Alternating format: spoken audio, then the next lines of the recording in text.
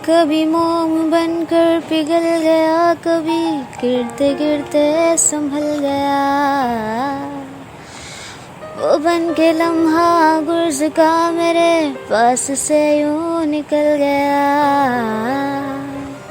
इसे रोकता भी तो किस तरह, वो शख्स इतना अजीब था।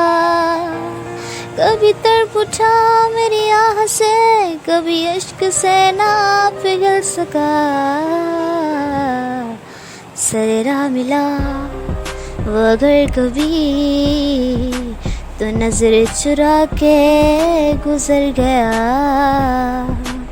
उतर गया मेरी आँख से, मेरे दिल से क्यों ना उतर सका। वो चला गया जहाँ छोड़ के, मैं वहाँ से फिर ना पलट सका।